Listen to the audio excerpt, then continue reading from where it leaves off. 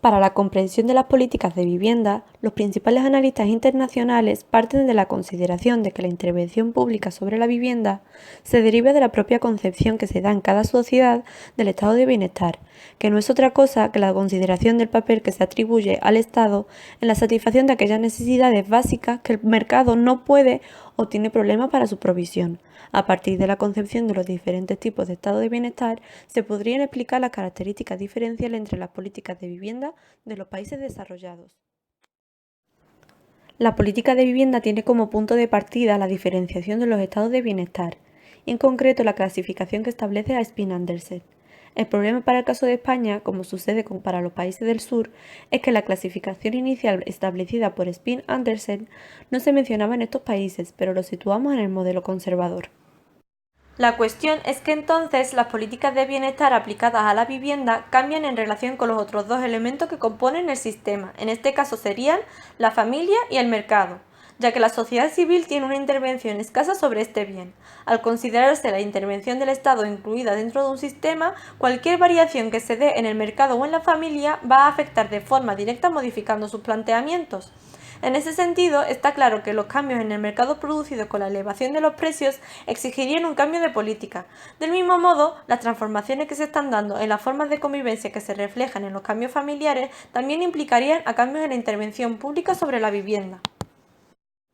Estas características diferenciales de la vivienda en España son el resultado de una continuidad en las políticas, y especialmente en las políticas de impulso de la tenencia en propiedad y en las de impulso productivista. Estas políticas son propias del sistema de bienestar familiaristas, imperantes en el sur de Europa, en las que la intervención del Estado sobre la vivienda es escasa, y en el que una parte de las ayudas al acceso a la vivienda provienen del entorno familiar.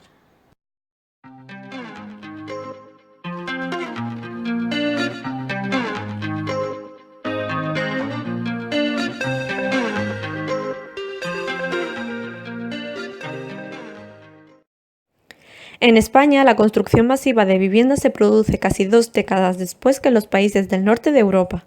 Así, los primeros planes de vivienda redactados formaban parte de los planes de desarrollo económico y social, que se llevaron a cabo durante la última época del franquismo.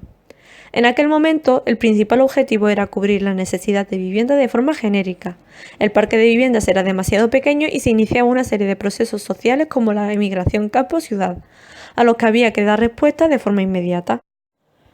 Paralelamente a la puesta en marcha de los planes de desarrollo económico y social, se aprobó una ley sobre arrendamientos urbanos, que mantenía la congelación sobre los alquileres. Este régimen de tenencia no era, por tanto, un objetivo de política de vivienda, y todas las viviendas que se construyeron durante esos años estaban destinadas a ser ocupadas por sus propietarios.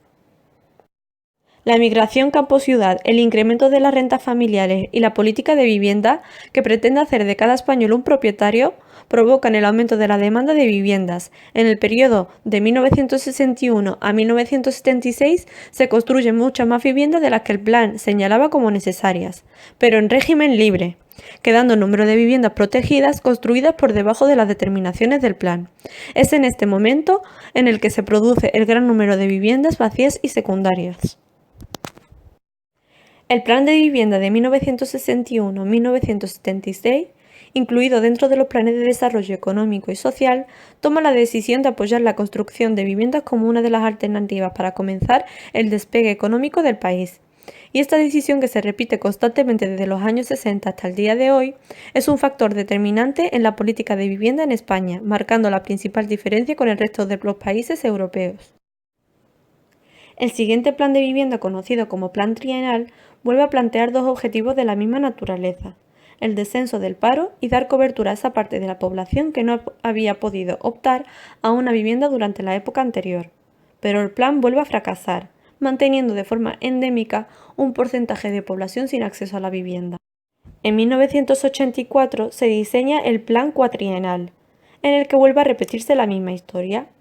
A pesar de que este plan incluye medidas que intentan acercar la política de vivienda en España a la coyuntura europea, como son el fomento de la rehabilitación, la entrada en el mercado común europeo, vuelve a ser una excusa para intentar impulsar el desarrollo del país a través de la industria de la construcción.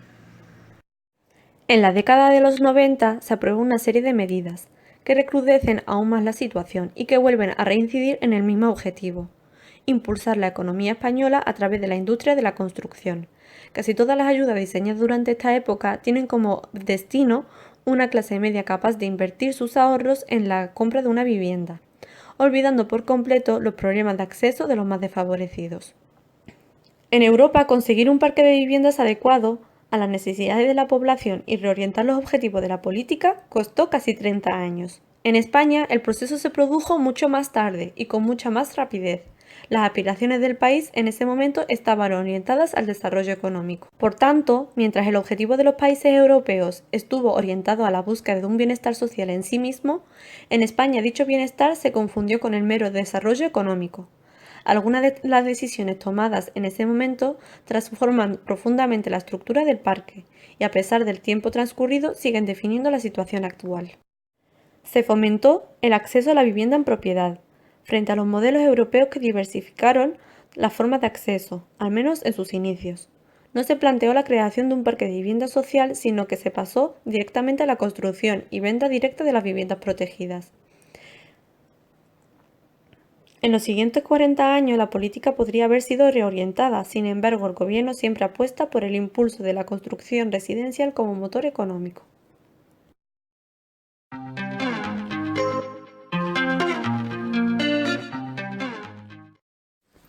La situación del parque en alquiler, única alternativa para algunos sectores de población, es mucho peor que el parque en propiedad. La congelación de los alquileres y los incentivos fiscales a la compra van convirtiendo el parque de viviendas en alquiler en residual, manteniéndose como la alternativa para aquellos hogares cuyos recursos no les permiten acceder a la propiedad.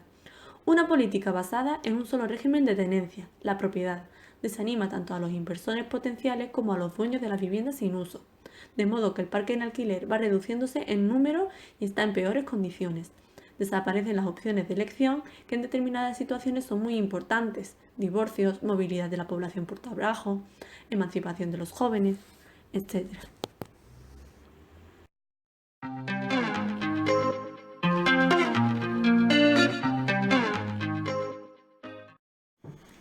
El gobierno de Austria apuesta por la vivienda protegida desde 1992. La Primera Guerra Mundial había dejado una situación desastrosa para centenares de miles de personas que no tuvieron más remedio que compartir por turno las camas que tenían a disposición las numerosas familias que ocupaban un mismo piso. Detrás de la elegante arquitectura imperial se esconde una política de vivienda basada en la creación de unas 220.000 viviendas gestionadas por el ayuntamiento de la ciudad, es decir, un 30% de la población vive en las VPO, mientras que en Madrid apenas existen 25.000 pisos sociales para una población de 6 millones de personas. El presupuesto anual con el que cuenta el Ayuntamiento de Viena, cantidad negociada con el Gobierno central por un periodo de 4 años, está fijado en 500 millones de euros anuales, dinero que sirve para promover la vivienda protegida en alquiler, la rehabilitación de pisos y ayudas directas a la familia, un conjunto de medidas que alcanzan al 90% de la población.